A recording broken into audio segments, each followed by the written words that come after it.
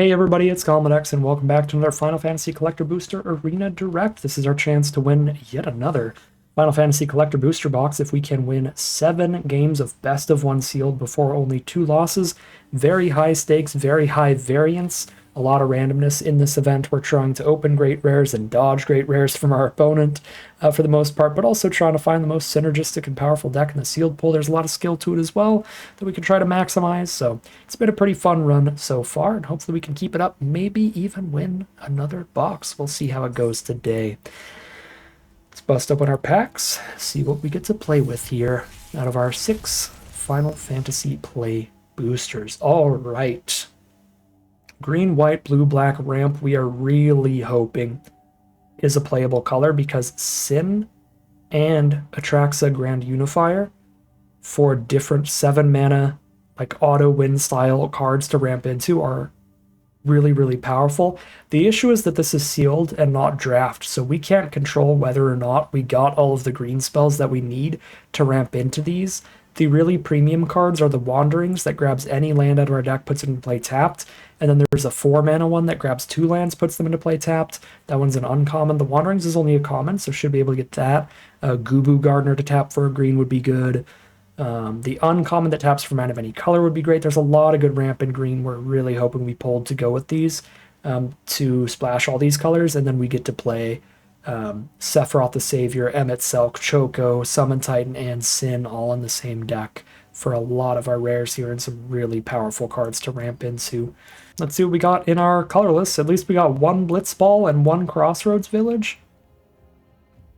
But we only opened up 3 dual lands in the entire pool. Only 2 of them are on color.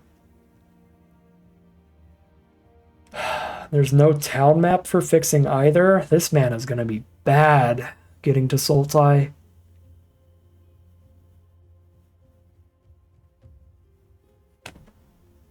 You don't get to choose the commons you open. And we opened nothing to search our deck for a land and put it into play. Not a single card. That's insane.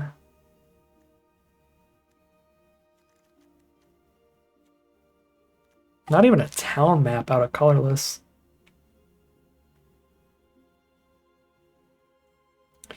I can't imagine there's going to be a much better deck than just bad mana 4 color. But we'll see. That is astronomically disappointing because now, even if we do play 4 color and play all the strongest cards in our sealed pool, our mana fixing is really not there, so we can just lose some games to our mana draws, and there's nothing that we could do about what we opened in the sealed pool. There's no choice to make the mana base any better. The only way to do that is to not play the good rares. So you absolutely hate to see it. The commons and uncommons are just not working with our rares at all. No treasure production here in blue. There generally isn't. There might be some treasure production in black. I think that's the most treasury color in this set. So if we find some treasure production in black, that could help us a lot. 1 trader. That's it. None of the 5 mana destroy a creature, get a treasure. Yeah, that's bad. Not particularly helpful. The rest of the black's pretty filler, so it's not even a good color here.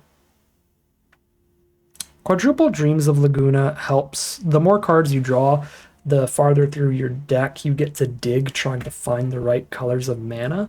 So blue as a support color just to draw a ton of cards with 4 copies of Dreams of Laguna and 1 combat tutorial would be very reasonable here. And obviously, I'm going to be playing blue anyway towards the 4 colors.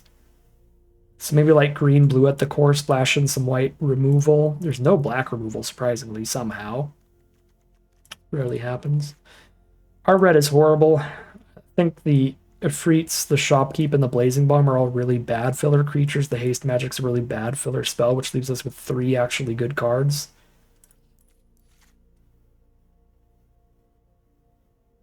And our green's really not particularly good. There's no fixing. It's a bunch of dirtly creatures in the middle of the curve. But we kind of have to play the color if we want to have access to the strongest cards in the sealed pool. When there's no good synergy deck to play, I have 2 removal spells in white,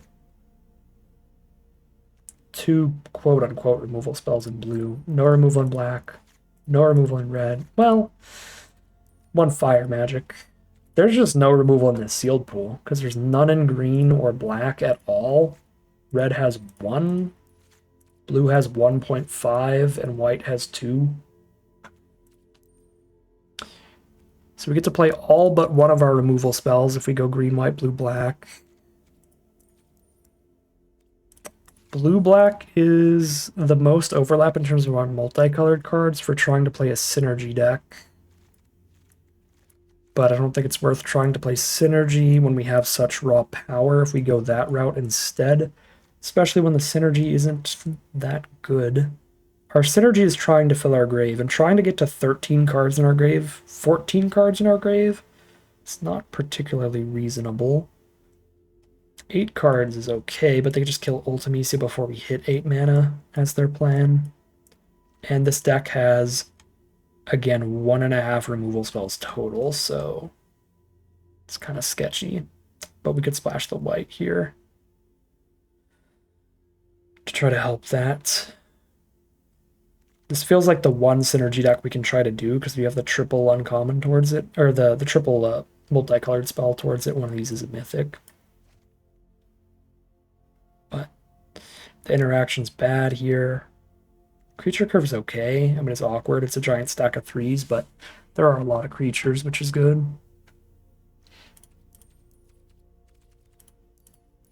Another look at the multicolors. Is there anything else to do synergy-wise? Green-white? Green-white's not a thing. They just don't line up well. I mean, I guess the mana curve lines up fine just because of how many 2-mana white creatures we have. 2 removal spells total yet again. Really filler creatures with some scouts. We get the double garnet, which is cool, but I only have 2 summons total. So they're just really a 2-mana 2/2 lifelink that's a little hard to cast. Is it really worth playing this 2-color deck? There's not even a lot of power for it, towards it. Maybe. There are 4 red summons. Those are the only other summons we could play trying to make Garnet better. Be splashing in red for them? Kind of feels like just not doing the Garnet thing at that rate. Okay, what are the best core colors? We go green, blue, white, black. The best core colors, the colors we really need to have early. With no mana fixing out of green, is it crazy to go blue-white at the core? Because white gives us all the cheap creatures to defend ourselves early, and blue gives us all of the card draw to do digging for the right colors.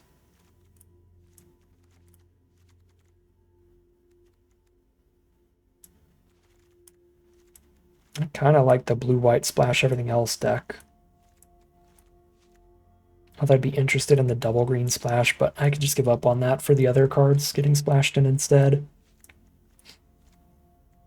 to make the mana more consistent.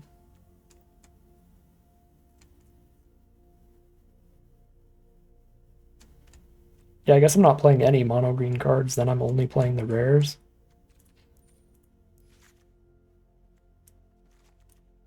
Choco, Sin, and Sephiroth. So blue-white, Tidus is not good here. You need like 1,000,000 artifacts, and to be really aggressive, we have neither of those. I have 7 artifacts if I play every single one, counting some off-color ones I'm about to cut, like Black Mage's Rod. So blue-white, splash a tiny bit of black.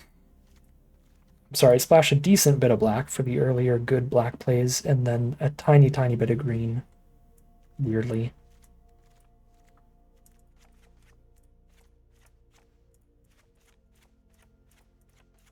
Can also try to splash red and go full 5-color. That's astronomically bold.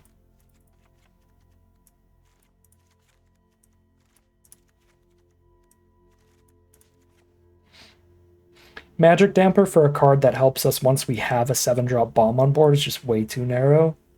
I guess it does help with Choco and Emmet as well, but still. Card that's only good when we already have a really good card on board. It's not what we want to see. I go kind of low on creatures. I don't think Snow is going to be good. Should cut these.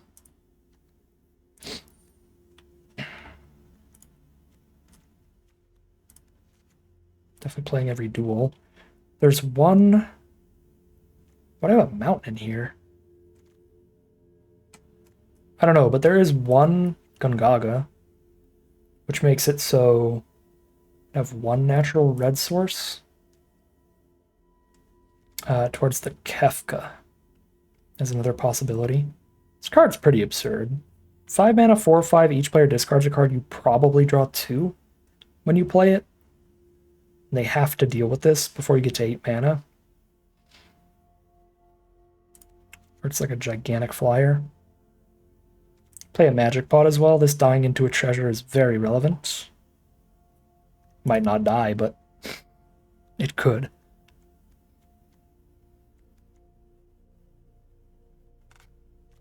I'm kind of cool with going in for a penny, in for a pound, running this over one of our random green sources. Just dropping a 1 of Kefka in here.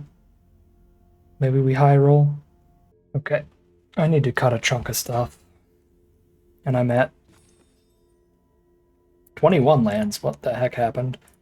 1, 2, 3, 4. That's 17 now. Okay. So I only need to cut 4 cards. Honestly, we're not lacking in power.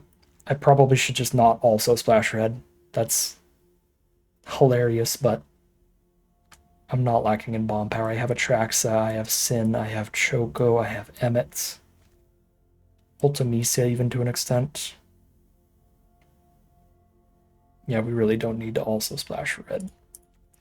So go more consistent. We're down to 3 cuts to go.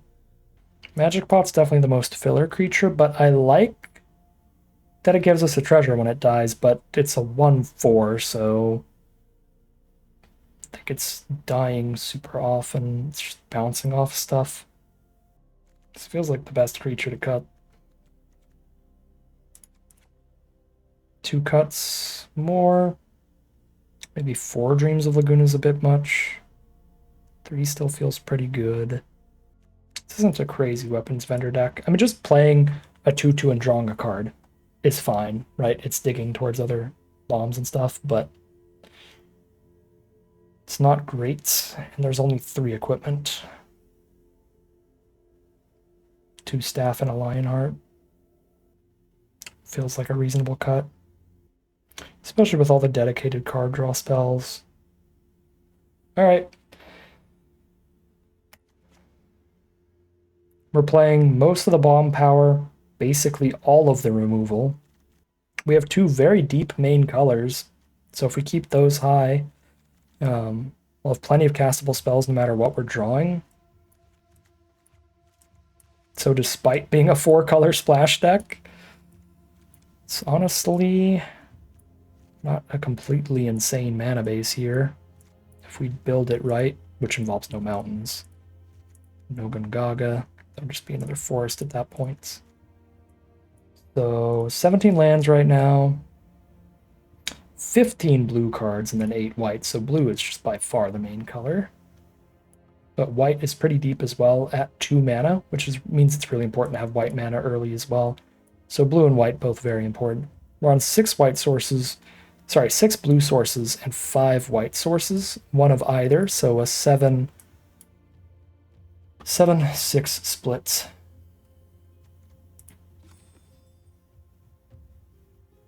I only have 5 black cards and 3 green. I have 2 green sources without any basics. And I have nothing in the deck that tutors out a basic. I think for green I might be okay just going with the 3 dual lands and the 1 blitzball. Which gives me more blue and white. And then black sources, 5 black cards. We're on 1, 2, 3, 4 black sources right now. A blitzball. If I have room to cut a land for a black source, that would be reasonable, but I'm not sure I do. Because of how much white and blue we really want. We're on 8, maybe 9 blue, and we're on 6, maybe 7 white. Don't think I can cut those down. Just have to treat the splashes as all late game plays, all splashes. That still gives us a lot of early stuff, it looks like, even if we never expect to hit green or black until really late. We still got all this. When you look at it that way, 4 color splash. Late game play our big bomby stuff, but early game just kind of curve out with random blue and white cards until we get there.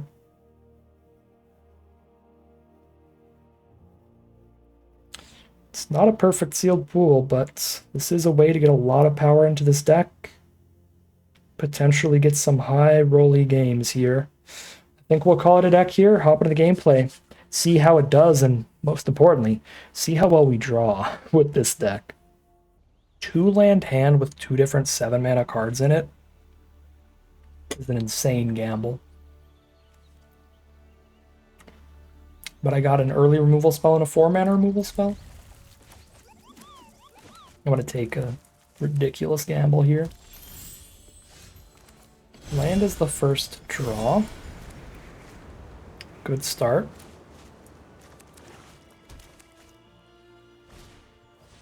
Dire Rats. Can Lionheart that, so I'm not going to Sleep Magic it. I'll save Sleep Magic for something that can't die to just 2 damage. Sultai from our opponent. All 3 colors, turn 3. Green, black, and blue. Resentful Revelation, so just drawing cards this turn. Good. Taking some time off.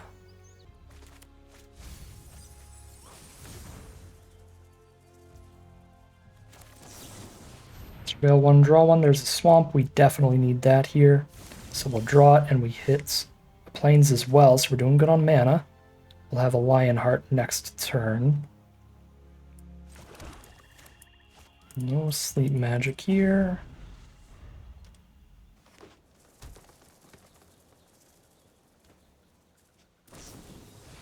Here's Wanderings to make the rat bigger. I'm going to have to Sleep Magic the rat after all this. To just stop more damage. We did it earlier. Awkward. There's a green source. We're going to have to play that as a tap land at some point.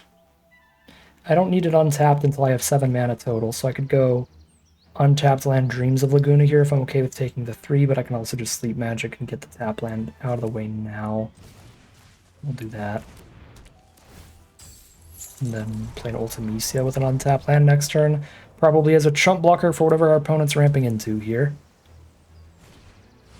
Genji Glove. Okay, so they put that on anything and they double strike and double combat step. So any creature they play is a threat that needs to be dealt with now. Here's Ultimecia. I have the 7 lands I need to cast both these cards. If we just survive a couple turns, so I don't need more lands. We'll mill those.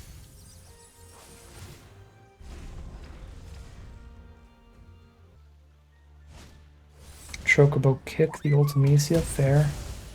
Don't play a creature. If you play a creature, please let it be 2 or less toughness, or I'm just going to die to Genji Glove.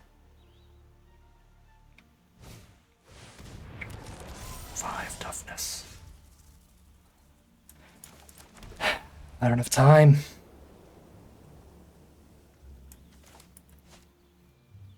Do I have any 2-mana removal in this deck? I have an Ice Magic. If we Dreams of Laguna into Ice Magic, I have a tiny shot.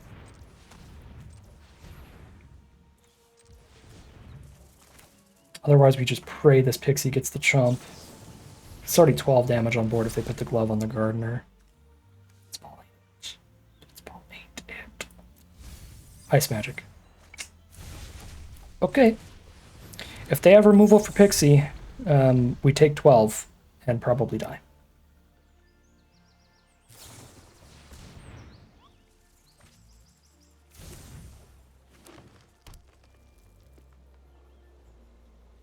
So they hit for 6 twice with the Gardener.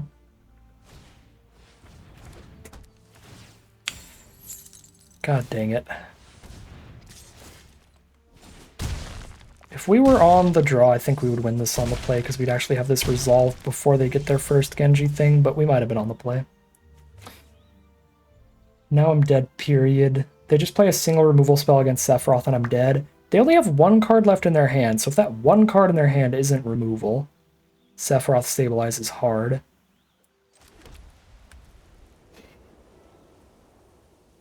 Do I have the mana? Let's see. White, green, blue, 1, and then 3 for Emmett Selk. I do have the mana to double spell with these two creatures. The problem is with the Genji Glove ability.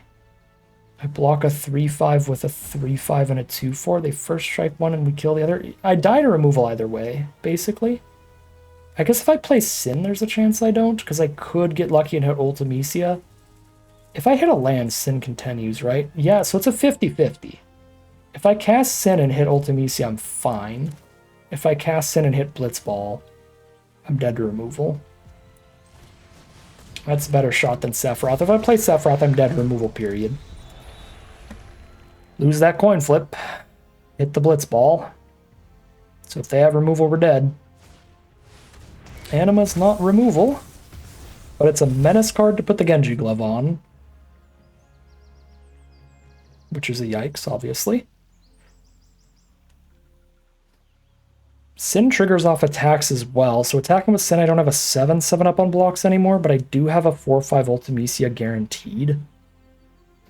Instead. Oh, this game's insane. I really just think I'm dying no matter what I do, but I could have 2 mana up after activating Atrax's ability, so if there is Ice Magic in my top 10, I'll be fine, because I pick up a basic and an Ice Magic, and I hold up Ice Magic for 2. Lifelinking blocker. Ice Magic the Anima if they move the glove around. So I literally coin flip. Ice Magic in the top 10. We're safe. If it's not in the top 10, we're probably dead.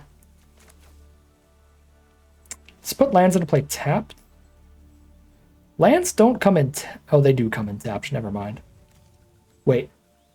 Tapped token that's a copy of that card.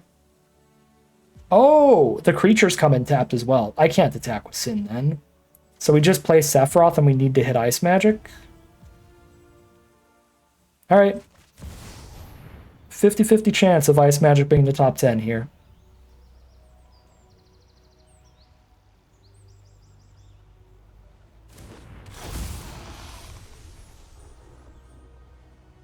It's there.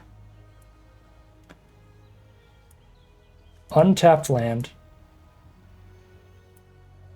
Ice Magic is the instance. Staff is the artifact. Merchant is the creature.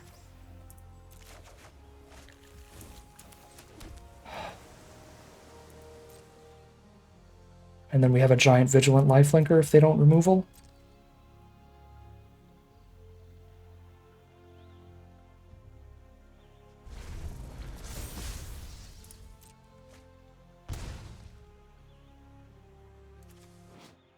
Whenever equipped creature attacks, untap again extra combat phase. So I have to bounce whatever the glove's on.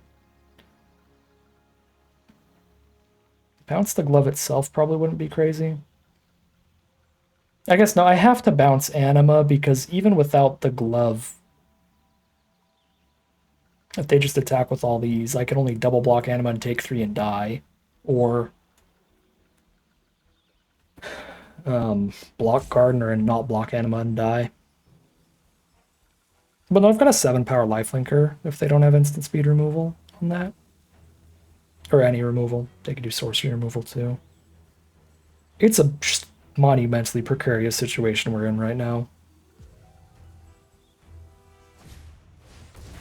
Combat tutorial. Yeah, they draw the cards even if I bounce the Anima, so just resolves.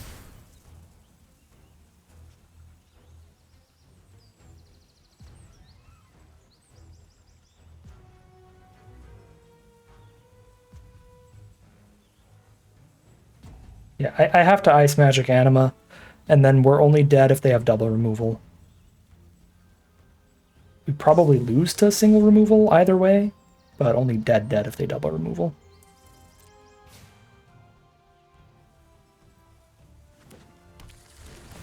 This looks like no removal. Buff the Anima again. They've got 1 mana up. Well, 2 with Gardener. Ice Magic the Anima. So I can get my gain 7 if they don't removal.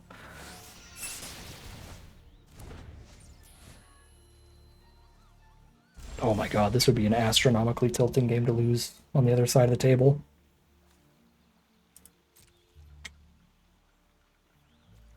Send it. 14. I guess Lionheart's lethal if they have no interaction. I could have Lionhearted shot them for 2 and then also equipped here. Tried that out. I probably should have tried to do that. Do I have a draw spell in my hand? I don't. Well, Emmet is when he enters too, right? Oh yeah. So I can Emmet and have a Fate up. That is the play for sure. I don't really want to mill myself anymore. I've milled a lot.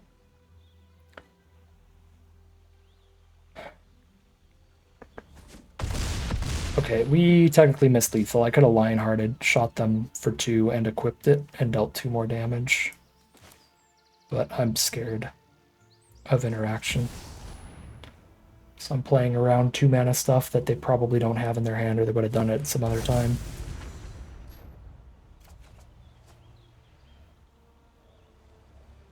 I like all this lifelink. Just get rid of the land. Although I'm just going to hold up the 5 mana for the Fate. So I can blow up any non-land permanent.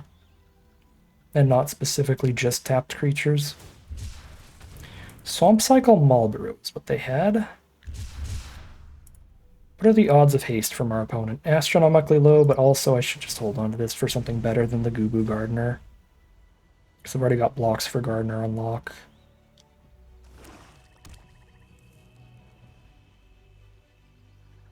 And if I ever don't, I can blow it up. Speaking of the biggest, splashiest, bombiest plays, Bahamut is one of them as well.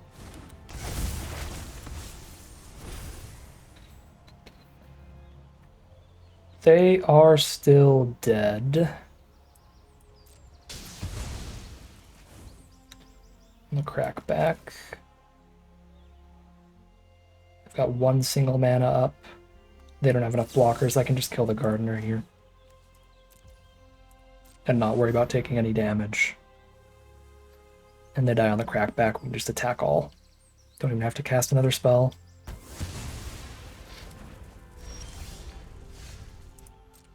Right.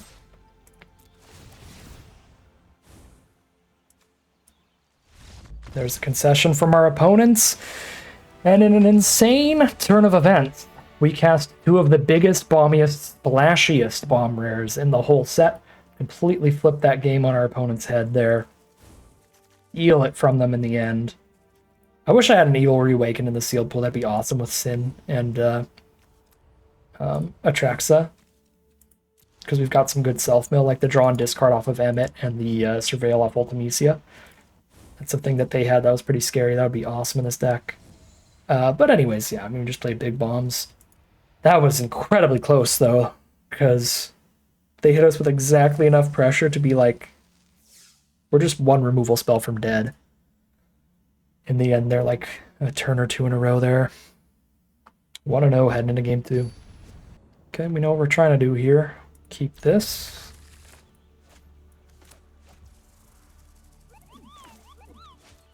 Crossroads Village on green, probably. But this always comes to play tapped, and I don't have to make the decision on it, so I can just lead with that.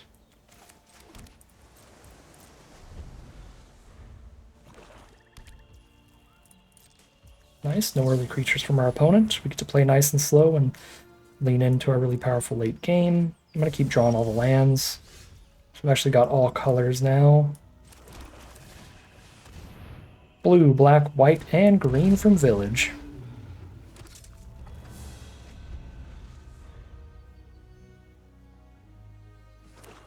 We don't have 2 of any one color, but I don't think we ended up running anything in the whole deck that needs 2 of one color. Because that'd be pretty bad. Yeah, we didn't put anything in here that costs 2 of one color, so that's good. Guado Salam's a great draw.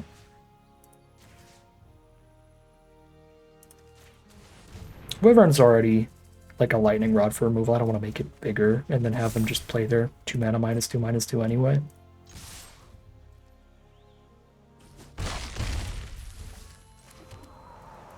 It's the most evasive, scariest threat already. So they're green and black, and then they get a Golgari land off the Wandering, so they're just green and black. These lands are confusing to me. This looks like an island from afar. I mean, there are trees in the artwork, but it's very blue artwork. Okay, Final Days get a couple 2/2s on the ground, and they have no creatures in grave. Is Lionheart one of them? I'm not going to sleep magic any of them. Then I get to play a tap land this turn. Got a ton of blue mana. I've got double black. I don't ever need double green, though. So, another white source, I guess. I could cast Fate and something else. White is one of our main colors. So Crossroads Village on white is the play.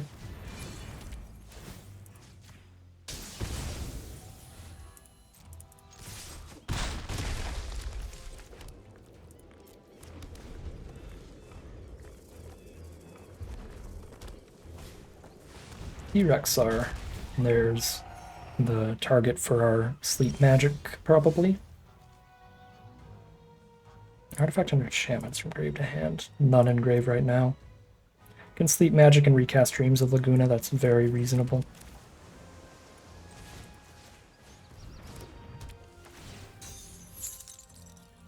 I don't get to equip Lionheart if I do that, though. And I already have the 7 mana for Sephiroth next turn, so I don't really need to Dreams. Yeah, we'll just equip instead. Better.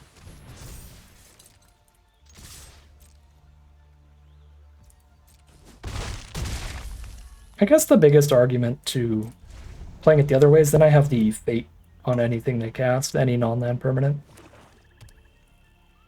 If I don't Dreams, I instead have Fate. Okay, I would not Fate the side quest. That's close to flipping anyway.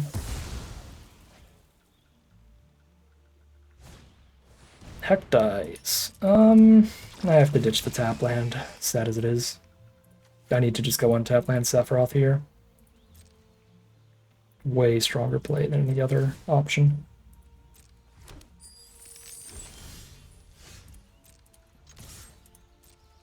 Because even if they kill the Sephiroth, we draw a bajillion cards. Now they've got 1 creature in grave for Final Days. That's fine. Sephiroth. Okay. There's only 1 instant here, so that's the instance. 2 lands. I have 2 white sources, 4 blue, so we'll get another plains. There's a bunch of creatures. Probably Choco, right? How about Choco? Lockhole's good too. I'm gonna take Choco. And then Artifact, Staff, or Blitzball.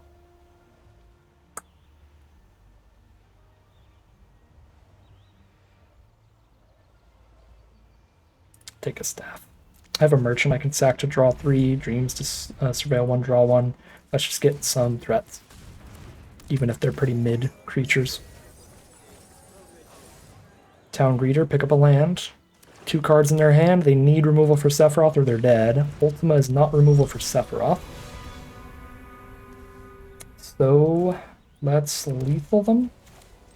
Yeah, there's the concession from our opponent. They know I can just bounce the Ultima and equip Sephiroth and hit for 9. 2-0, heading into game 3. Keep this hand because of Dreams and Pixie surveilling a bunch to help fix mana. I think one of the things that's really cool about this deck with how it's played so far, I mean, obviously we've gotten pretty lucky with the mana, but is one of the decisions that I made during deck building that's based on Dragons of Tarkir, actually. Or Tarkir Dragonstorm is what it's called. I think the experience that I got in that set helped a lot with building this sealed pool because there were 2 different versions of 5-color you could play. You could play just the classic, traditional green-based 5-color where you play a bunch of fixing. But you could also play a blue-based 5-color control kind of deck using a whole bunch of blue card draw to help hit your other colors of mana. So I think just the experience with dragons really helped me see that this blue as the core to help fix the mana was another viable way to run it. And that's what we ended up doing here. So that's pretty cool. Pretty cool that Tarkir Dragonstorm, you wouldn't think it would be relevant at all, but was pretty helpful with realizing that there is another way to try to get these great bombs into this deck, play all of these great blue draw spells. And it's worked out so far. It's pretty lucky. If I draw a non-blue source off of Emmet, I'll play that instead. I want to Surveil first, then draw discard, I believe. Yeah, so that's the order. Castle Guard, no. Draw into Adelbert, also no. I believe discard him. I haven't even a staff's probably going to be better by the time I cast it. 4 cards in grave. They cycle a Marlborough. Take 4. Okay, we'll flash back a Dreams of Laguna here. I'm not going to sleep magic the 2-1. Or Sight. I can blow that up with Fate once I hit another white source. Get an immediate draw and discard off Emmet, which will be good.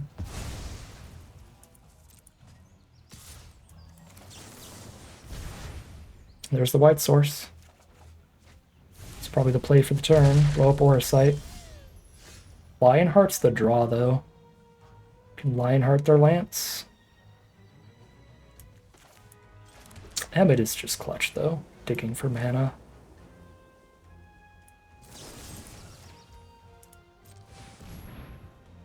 I should have attacked first. Again, to surveil before we draw. Slight misplay here. I don't hate this land, but I really just need the green source now, so I don't think I keep it. I mean, I've got 2 different 7-drop bombs. I have already played my land for turn, though. Yeah, I'm not going to keep this.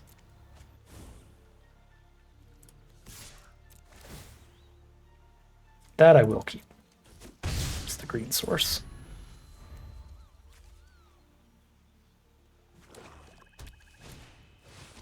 There's Jekt, which I'm definitely killing. I guess not killing. Lionheart's not going to work here, but I'm going to sleep magic.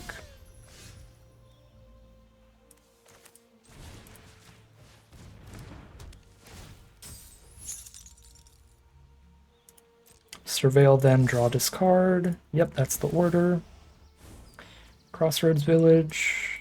Not unless I draw a 7-drop. So currently don't need it, and I don't need that.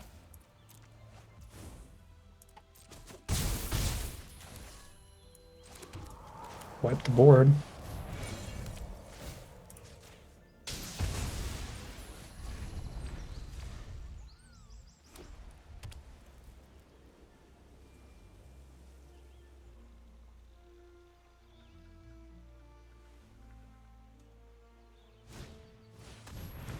Cat. Tap something every turn, and a defender.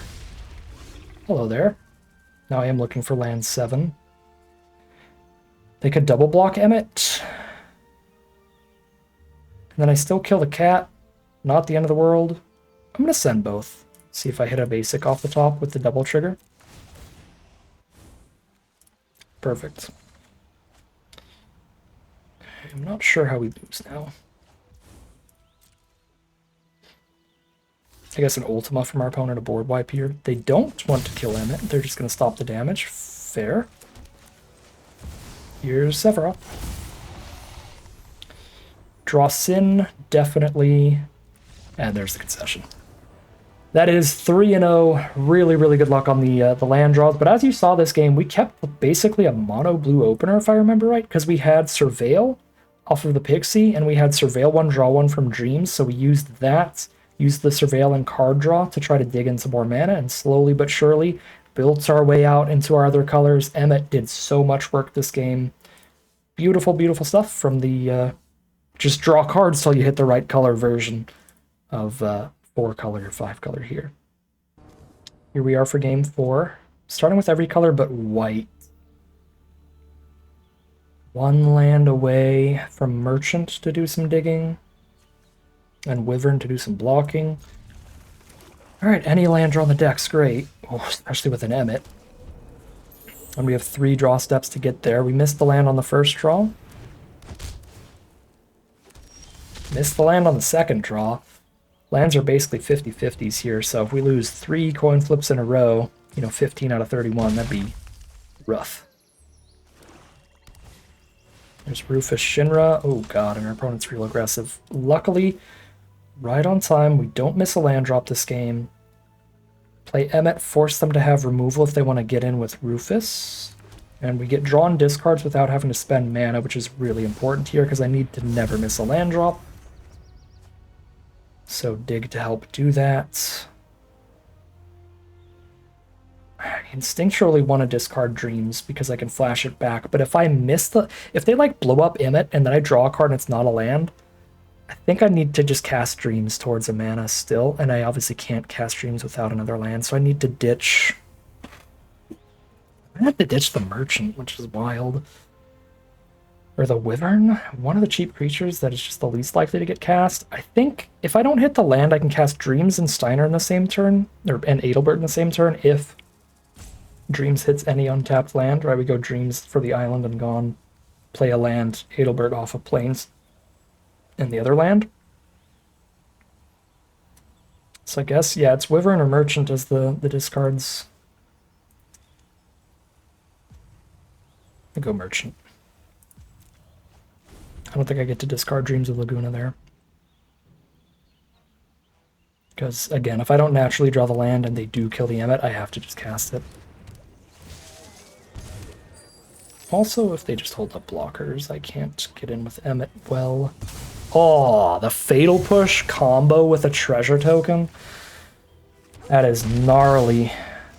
Super efficient way to kill Emmet. Alright. Opponent's bringing out their Orzhov aggro draft deck to the sealed event, I see. This is too fast for us. Yeah, if I don't hit the land with Dreams, we're just dead. But if I spend the whole turn playing a Wyvern or Fate, I'm also way too far behind on board to come back. We have no way of coming back unless we're consistently going up the curve, so I have a chance of being alive by the time we hit a really explosive mana cost. It doesn't look possible, but our best bet is to never miss a land drop, and the only way is by casting Dreams. There we go. I was supposed to tap Gone so I could play Adelbert here. Thank you, Auto Tapper, very cool. But I can still Ice Magic, so it's not the end of the world. There is an argument for having gone for Ice Magic instead anyway.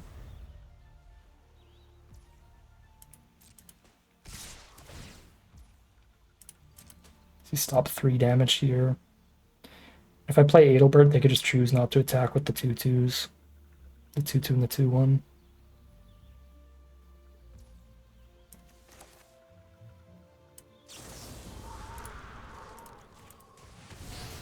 I could shoot this dog, but it just comes back. Next turn anyway. Lord have mercy. Bomber Jet. We top decked the basic, we're still in this game, because I get to kill Jet with the Fate. Now that I can't do that...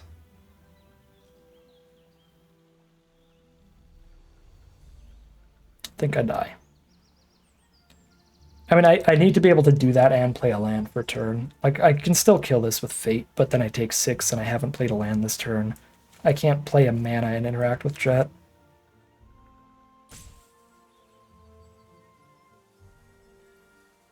Yeah, the land draws have been bad this game. We've had to dig a lot and just not hit any naturally.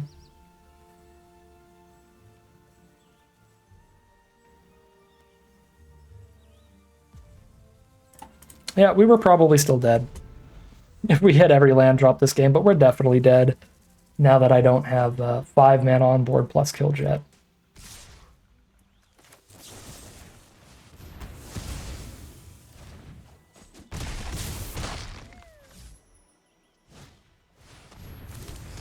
Double creature, miss again.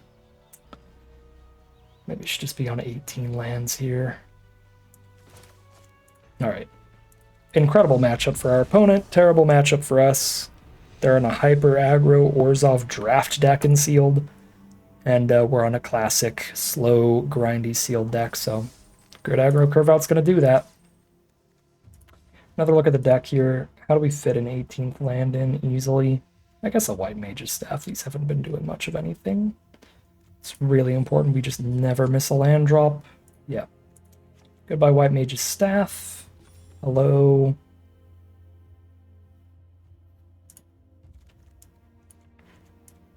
Eight, 5, 6, 3.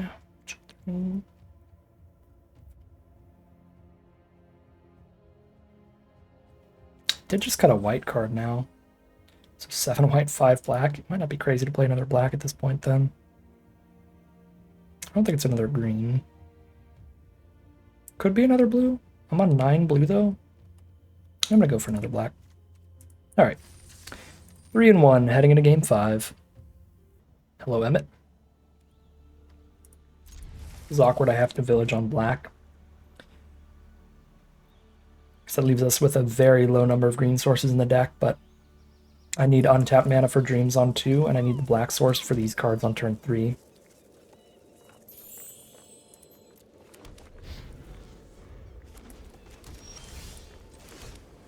White spell off the top. I should have got Castle Guard, probably. White Major Staff's better than that, because it's more relevant later. Okay, I'll keep the white source. A lot of tap lands here, but I got a lot of 3-mana stuff to do, so that's fine.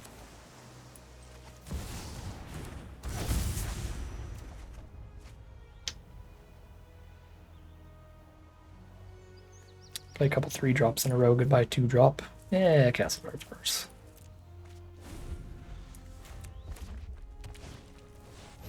Ash. No removal, but I'd like to deal with her before she declares a single attack, ideally.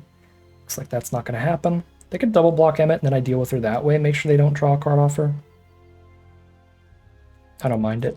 I want to trigger Emmett again as much as possible.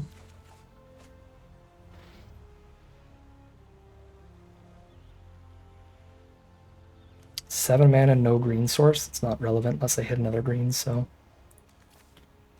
discard the swamp. No blocks. Death touching blocker. Tap land.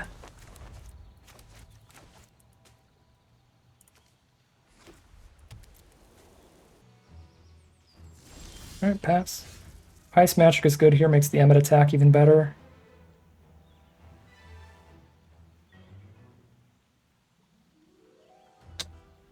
Sure.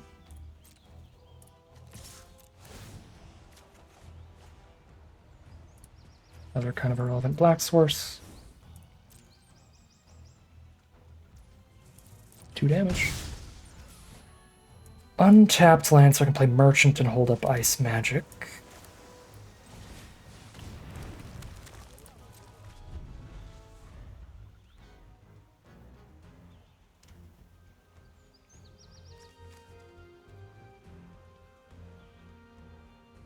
It's really hard to get to 14 cards in Graves. I'm still not really considering that as a thing, but it's sort of a thing.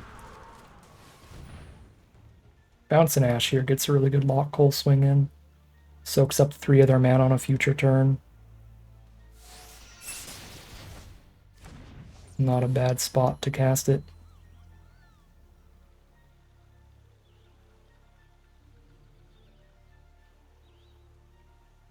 You can kill whatever you want, and I'm still happy with my board here.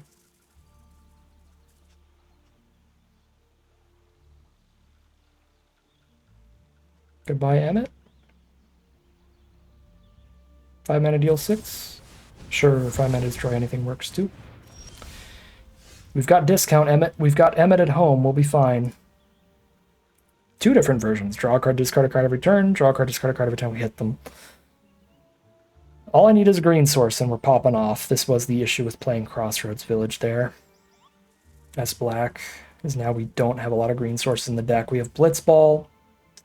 Blitzball gone and Guado Salams. That's 3 green sources to find. So we're going to have to do some digging, but if we get there, Sin pops off.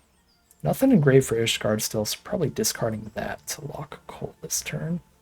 This is 5 to activate right now, so I can crack Merchant to draw 3. That's probably going to happen. I'll hold it up as a blocker first, though, and do it in the end step, because it is instant speed. Find a Dragoon's Wyvern. I do want land 6 out, because I need 7 mana for Sin. So play the Ishgard, activate Merchant for 4, draw 3. Keep Wyvern for multiple creatures and a flyer.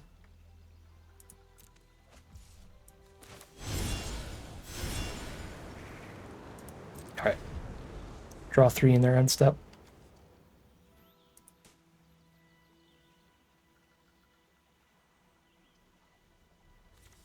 We'll be halfway through the deck, trying to find one of our 3 other green sources. There's Gyat. Discard a card, draw a card. Do that every time they play another dwarf or equipment. Primal Garuda. Kill my Lockle. Rude. Now they're going to give things flying, so Merchant isn't even blocking the double strike or anything. So we also just need to draw removal. So yeah, I really need to draw the 3 here. There's removal, there's the green. So I can play a Wyvern and removal. And then Sin next turn.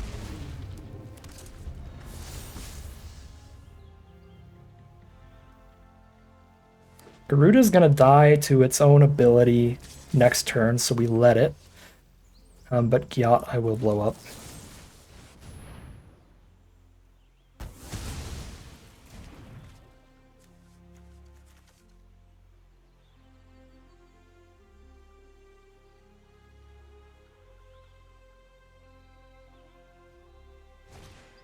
There's Ash.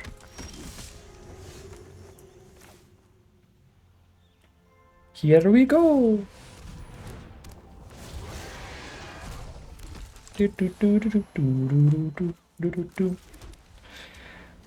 Lockcole hates the board. I don't know why Sin gets Mario music, honestly. It's a Final Fantasy character. Get your head in the game, Goblin.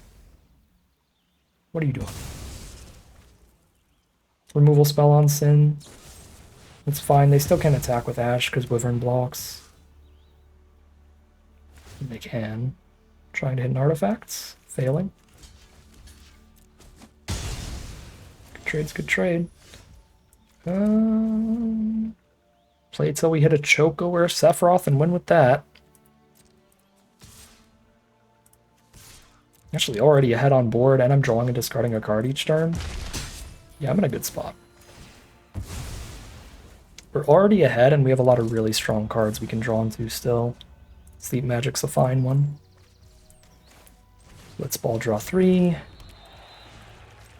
Go! Or sorry, draw 2, not 3. And I've got Fate up for whatever they play. And I can just flashback Dreams in the end step. Warrior's Sword. Okay. We'll have to kill that to get Lockcole in again. And Dragoon's Lance too.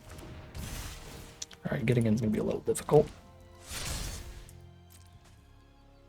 But I need Lockcole to keep going on. Okay, well now I can get in easy. Sleep Magic the 4/3. Blow up the sword later on a re-equip. Yeah, that's reasonable. Just keep getting Lockcole triggers. Surveil 1 draw. Gone is not what we need. Combat tutorial is solid. I need to not run out of cards, but if we hit Choco or Sephiroth, we can choose not to draw cards off of them. And there we go. There's Sephiroth. 1, 2, 3, 4, 5, 6. I've got the 7 to even cast them here. Cast them and pass. They need instant removal. Instant not meaning instant speed. Instant meaning immediate. So we get to look at our whole deck and draw whatever we want. Ultimecia for the extra turn. I've got the cards engraved for that. Lionheart to clear out a creature. And then the rest of the cards are just card-drawn mediocre creatures, so I'm going to keep them in the deck to not mill out. Keep those 7. And just win off of these. Potentially threatening, but 1,000,000 mana to equip. Okay. They can't block Seth for Roth. That's 7 in the sky. 7, 8, 9, 10, 11. 1 damage from lethal. White Mage's Staff makes it lethal. If I have the mana to play and equip, I can play this. Equip for 2. Yeah, we have lethal. Boop. Land. Equip. Cast. Equip. Hit for 10.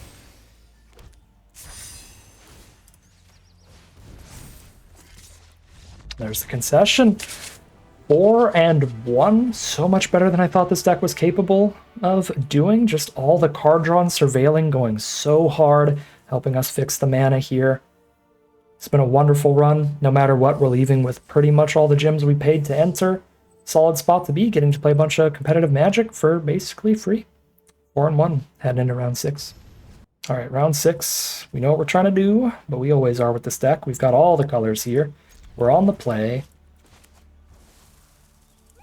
Yeah, the biggest thing we're ever worried about in this deck is just aggro. That's it. We've got that long game on lock. We've got that long game on lock Cole. Double black from our opponent. Resentful Revelation. Kind of want to lead with Blitzball towards Choco coming out early. But I also never want to miss a land draw. The easiest way to do that is to draw and discard every turn. Or Choco draws every turn too, but first one of these is probably dying to removal.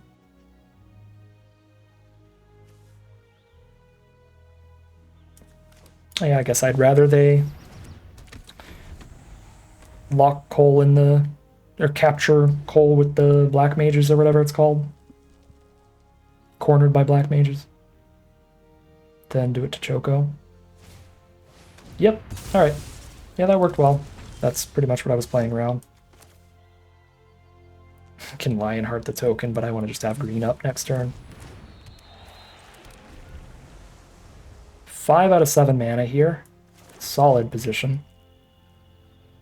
Under no pressure, just taking probably like 1 a turn right now. I'm gonna have to kill that. 2 every time they play a spell, and it's a flying Death Toucher. Don't think I can spend the turn on Choco here.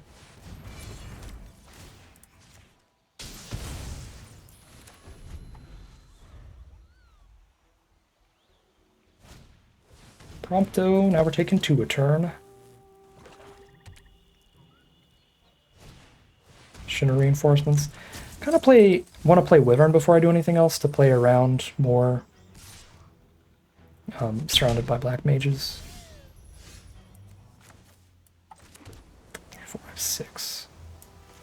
Could play Choco and equip, but then again, cornered by Black Mages gets Choco.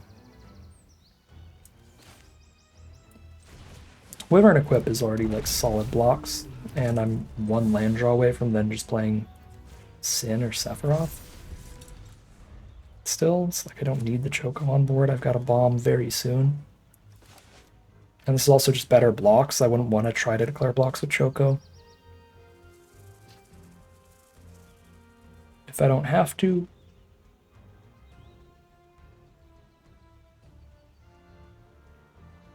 Choco's been pretty mid. Not doing anything till it declares the first attack. Certainly the weakest of our bomb rares. But the other ones are also twice the casting cost, so what do you expect? Except for Emmet. Emmet's been ridiculous. 3 mana, 2/4 Vigilance, draw a card, discard a card the second you play it, and every time it attacks. It's just been good. Well, our opponent's definitely just 2-color here. So they're playing that mana for a Choco Comet or for Nibelheim of Flame, maybe? Dealing damage to everybody. They don't have a Death Touch creature on board, so that wouldn't kill everything. It would just do 2 damage to everybody, which kills everything on the current board. I just mean we don't have to worry about it killing a 7/7. Dark Knight's Greatsword. Don't think they'd be casting that if the plan is board wipe. That's the mana to play Atraxa or Sin. I think we play Atraxa first, so Sin ends up in the grave, or Atraxa ends up in the grave before I cast Sin, and then I've got the 50-50 of oops, I win, I just replayed Atraxa. Yeah, that's the line. Cast Atraxa, pass. Whee!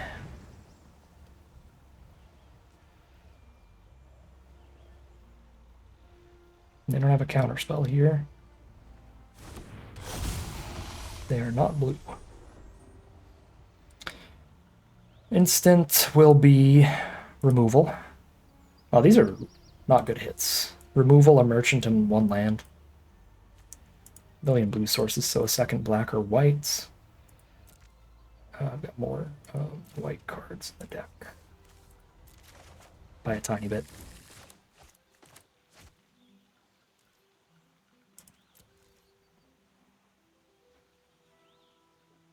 We've seen all the other games. If they can't kill Atraxa, they are insta-dead. And even if they kill Atraxa, they drew us 3 cards off of just entering. And then we have a 50-50 chance of reanimating them with Sin if they don't exile Atraxa specifically. Cycle the airship crash. So they are splashing here. They needed green to do that, but they chose to go for a second red for some other card. And now they couldn't airship crash the Sephiroth? The Atraxa, whatever you want to call them.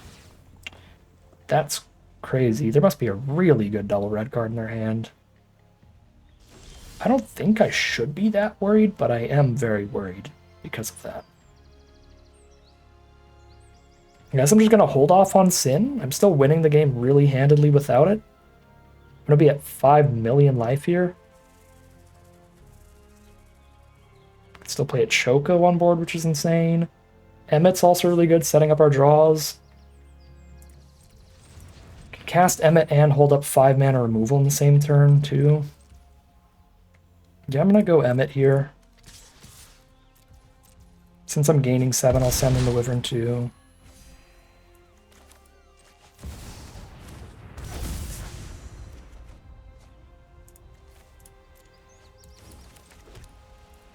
Okay.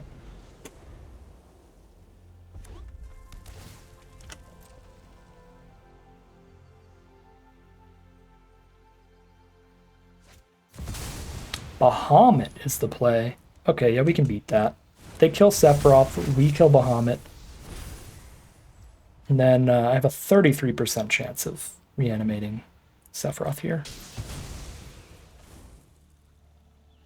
Not exactly where we want to be. But if they don't immediately kill Sin after that, then I get another chance on the attack trigger.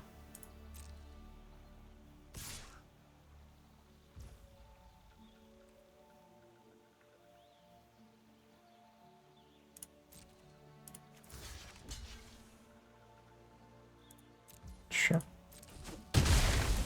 Jump there. Pop Bahamut.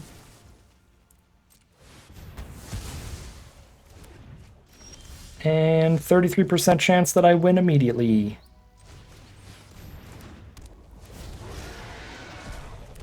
No. Got the 2-1.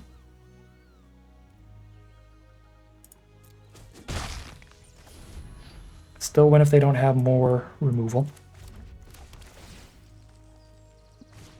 And still a tiny bit ahead if they do.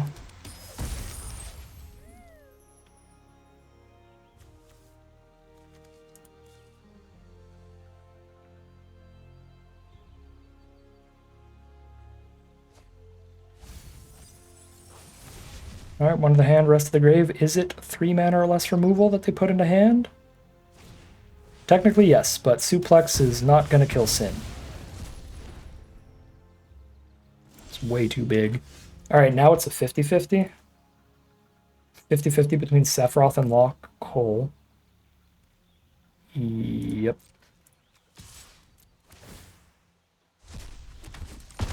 Alright, opponent's gotten good luck on the Sin triggers.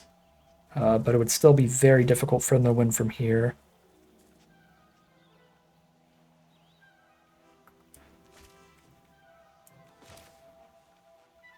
Yeah, I've got plenty of threats, even after an Ultimecia on the board. Mill a flashback card, that's value. Equip pass.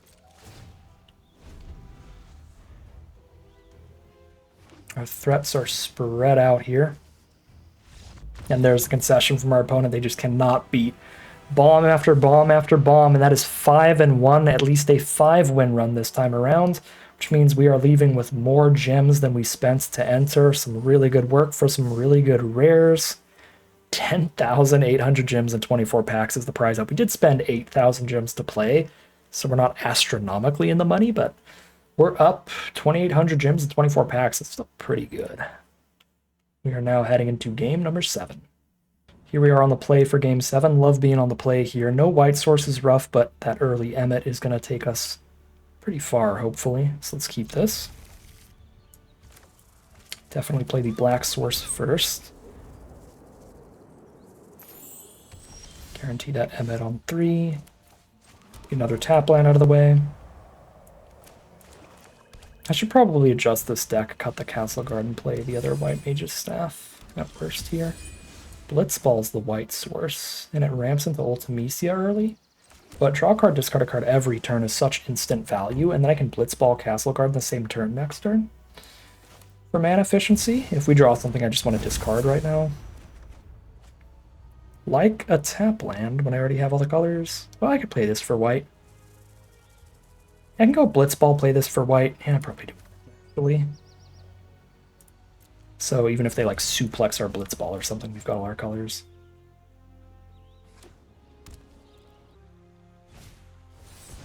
Chocobo kick Emmet, fair. We did slow them down a lot for that. Picking up a land on turn 3 means they're going to be behind in mana for the rest of this game, which is pretty important in the next few turns, these really early turns of the game.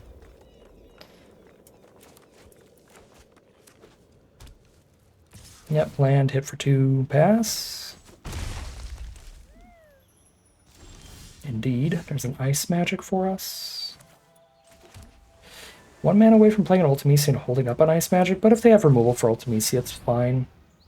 As long as I get to surveil towards another threat, we're good. Goodbye, land, land. So Ultimecia straight up drew 2 cards when she entered the battlefield, because we just got that out of the way instantaneously.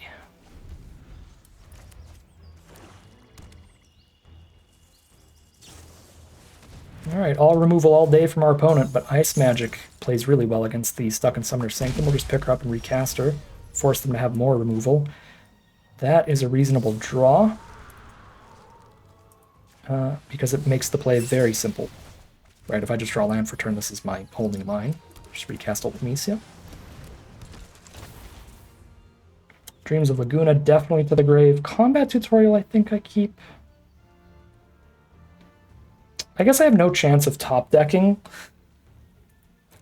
one of the 7s if I cast 3 on a combat tutorial, so let's just mill both. And that gets us closer to an Ultimecia flip if they don't have additional removal here. Ultimecia flip could win the game too. So here's Swamp Cycle on Marlborough.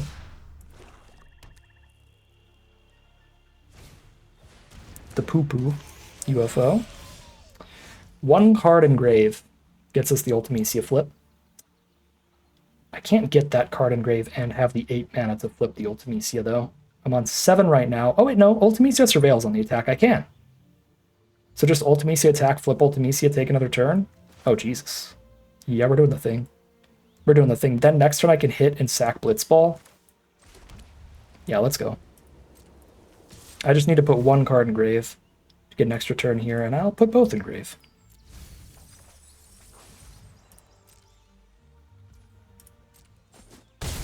They got 1 mana interaction. That's going to play well here.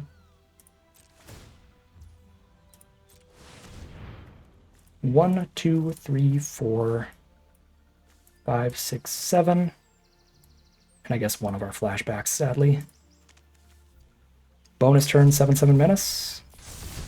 Let's go. So Wyvern off the top. Not one of me bombs. We'll crack Blitzball then. I guess they could double block. But it's a double chump, so I doubt that happens, yeah. They go to 9. Goal!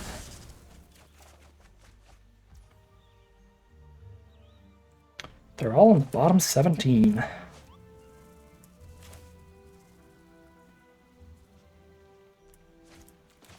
Lock Coal, hold up Fate of the Suncrest, and if we don't cast it, I Dreams of Laguna instead. Sure. Wyvern's better if they make us sack one creature, but it's not that good against the 0/4 flyer anyway. Lockcall's a better attacker on the board. They don't have that removal. Primal Odin. Scary and Ultimisia's dead, but I have the Fate to kill it. Okay.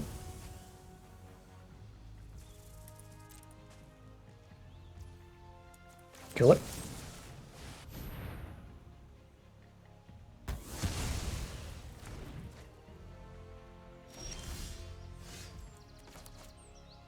They have no good blocks right now. They need 3 mana to block well. They don't have the 3 mana up, so we send Lockcall in, draw a card, discard an island.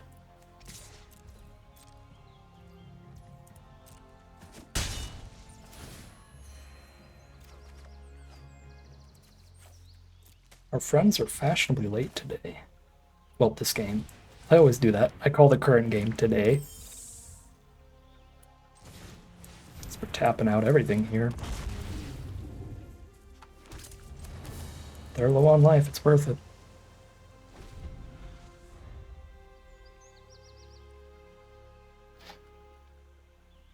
Seven-drop bombs are shy in this one. Even Choco's shy. Anima. That life loss is painful for sure, especially with just one flying blocker. But it can dig for some solutions here, some removal for our opponent. Some bombs of their own. They are blue, black, and green. They could have a sin of their own. They might be splashing Atraxa as well. So if they find theirs before us, that would be insane, because we've dug much farther than them. But we would lose.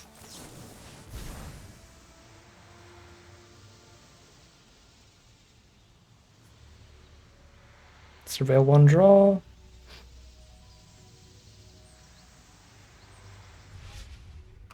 Lionheart.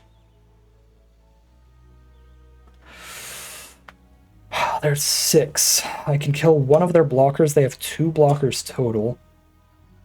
Equip Lockcall have a 4/4. Death Touch. Trade into Anima.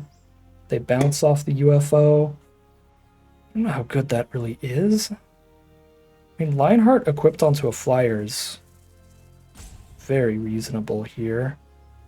4-power flyer into the UFO. Forced chump, pretty much. Yeah, no, that's gotta be good, right? That's actually just a solid draw, period. Then Adelbert as the probable discard.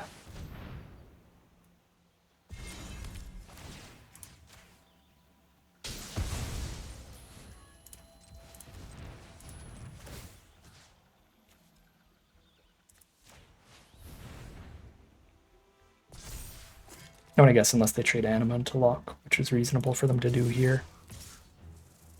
I think I send this as well, right? They go block, take 4 if they want to eat that, and let me draw a card, discard a card. Yeah, send all. Probably want to trade with Lockcall here.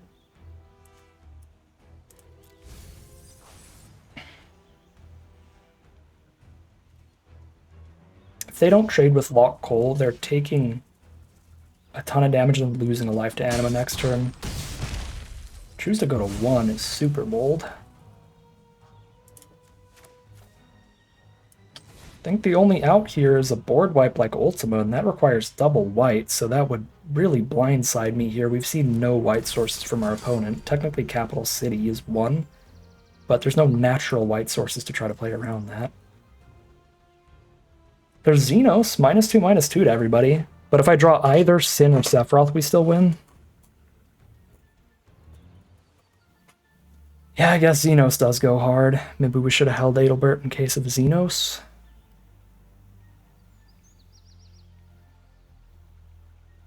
It's -2/-2 to everybody. But yeah, we have 2 just insta-win cards in the final 12 that have just been waiting all game. Shiva? Does Shiva live at 1 life? Attack all 3, hit for 1.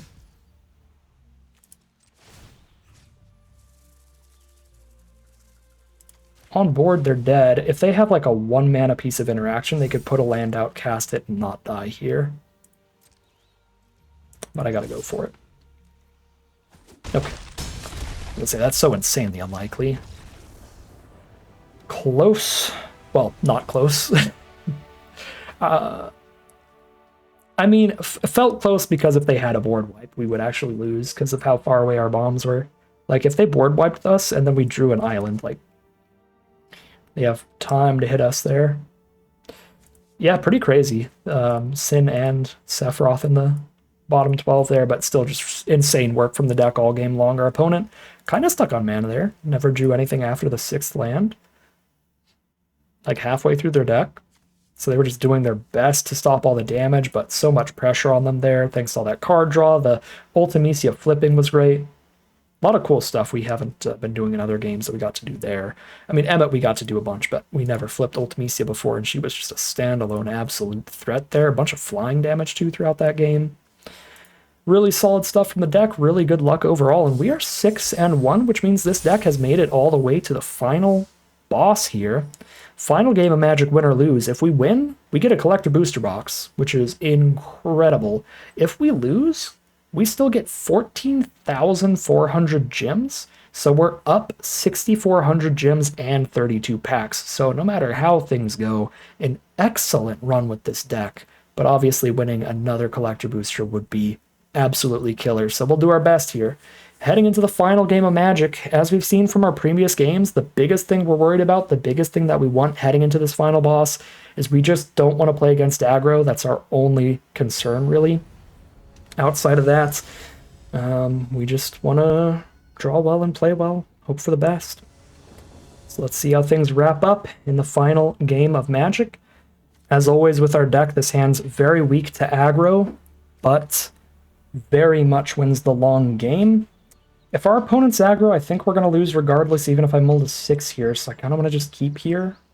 We've got our 2 main colors. We're setting up the draws well early. Yeah, it's a coin flip here. Are they aggro or not? And white's one of the most aggressive colors, so that's sketchy for us. One thing that's a little advantageous here is drawing into the lock coal. If we find the black source, getting a lifelinker down early can be really helpful. They're blue and white, and they start with the Pixie. Ultimisia, another black draw, so really need to hit the swamp here.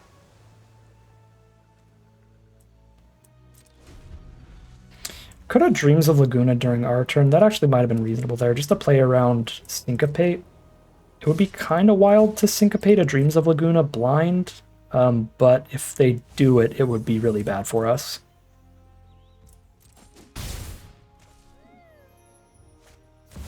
Cloud? Alright, well, we're getting aggroed. This is not looking great. I just cast Combat Tutorial next turn if I don't hit mana, so this will be our turn 4 play if I don't hit the right colors. So mill it away towards the right colors. Swamp, swamp, swamp, swamp, swamp. Swamp, swamp, swamp, swamp, swamp. Okay, White Mage's Staff still good. Oh, that's the black source, but I think it's a little slow here. We're taking 4 minimum. I gotta play it. We need to start playing blockers. Yeah, Pixie into Cloud into at least one other creature here. If they have enough 2-mana play, this is a full aggro curve out. Creature on turn 2, creature on turn 3, 2 creatures on turn 4. That's just, you know, this deck versus aggro for you, if that's the thing. We were on the draw, too.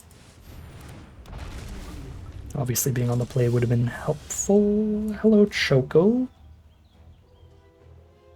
If they've got removal, it's just as bad for us if we cast Lock Coal or if we cast Choco, so we might as well play the card that's better if they don't end up killing it here immediately.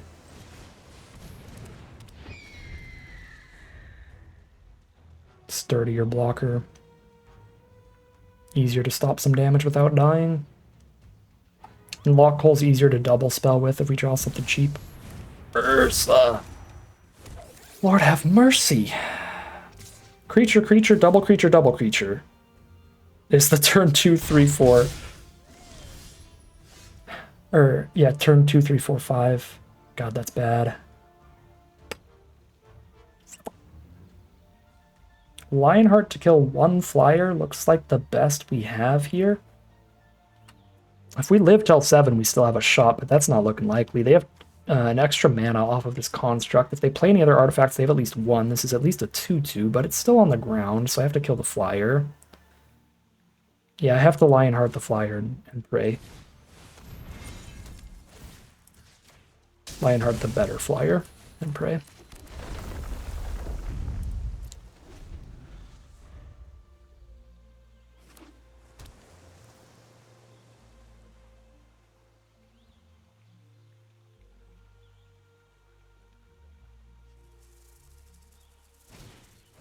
Cloudbound Moogle, yet another flyer. It's very, very bad.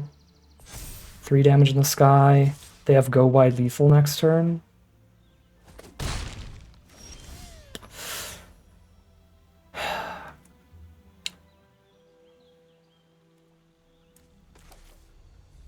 The only way to guarantee that I'm casting Sephiroth if I survive another turn is to play Blitzball this turn. But if I play Blitzball this turn, instead of Combat Tutorial, I have less lifelinking block stuff going on.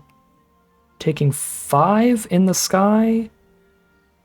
If I have Lock Coal on board, I gain 2 on the ground and block 2 of these. Let's say block the 2 biggest ones is block this. Gain 2 out, I'm at essentially 9. Take 1, 2, 3, 4, 5, 6, 7, 8. 9 if they equip the staff to a flyer.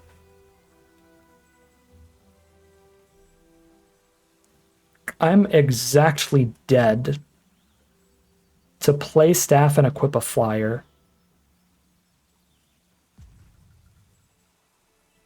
If I don't buff Lock Coal and they go wide. So I have to buff Lock Coal and hope to hit a basic.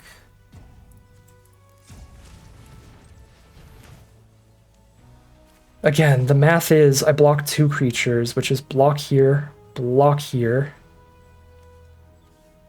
1, 2, 3, 4, 5, 6, 7, 8. Wait, no, I block the construct token. Okay, I don't die without buffing Lock Coal. Okay. Because I block Cloud and I block the construct.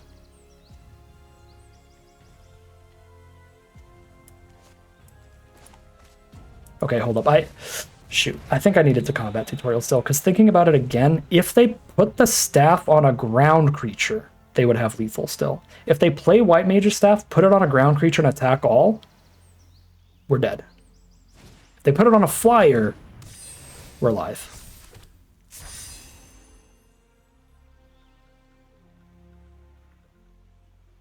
That took too much time. I missed the opportunity to move it around there in this last second. Okay.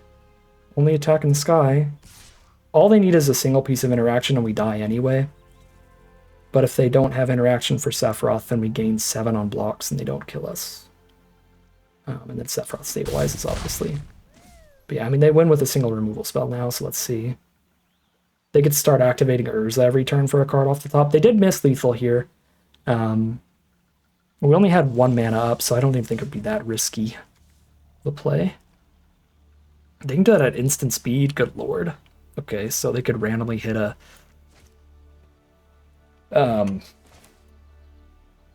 counter spell off of Urza here, and then I'd really cry. Alright. If they have any interaction, we lose this game, and if they don't, we have a shot. I could draw into Sleep Magic, that's relevant. I hold a blue up then.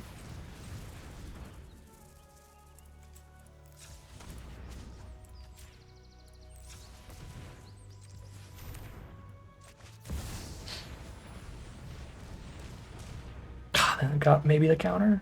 Well, Urza's holding for its ability as well.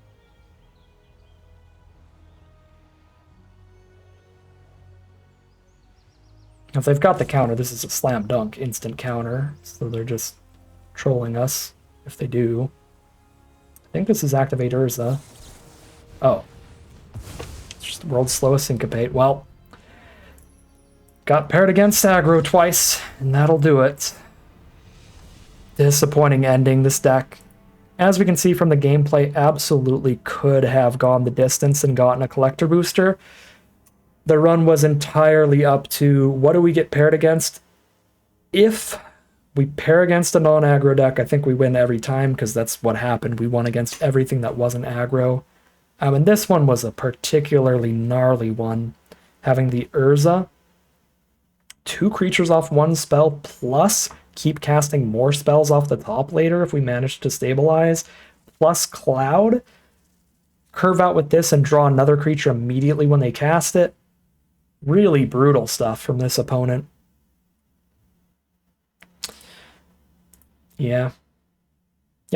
I mean, this run just completely came down to the matchmaking. I don't think there was a ton we could do super right or super wrong in the gameplay. I'm very happy with this deck build. It worked out really, really well. I think it's about as good as we could have made it. Minor adjustments, like cut the Castle Guard for the other White Mage's Staff, I think would have worked better. And I think we should have had 18 lands from the get-go. Not that it would have won the first game against aggro regardless. But it would feel a little better there. And a little better in general.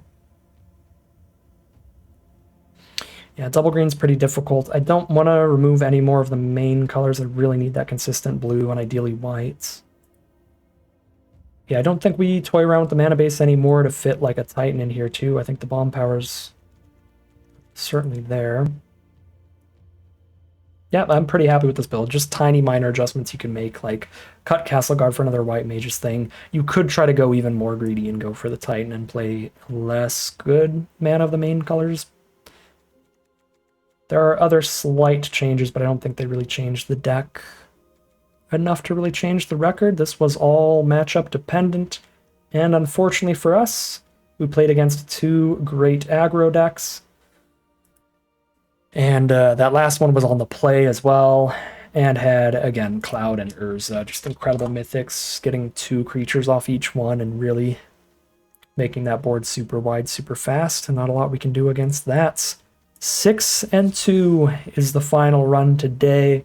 Still a really good prize out. Still think we played pretty well for the most part, and I think even if we played perfectly, as I've been saying, this is where the trail ends. 6-2, just get paired into aggro for our 2 losses, pretty much no matter how we play.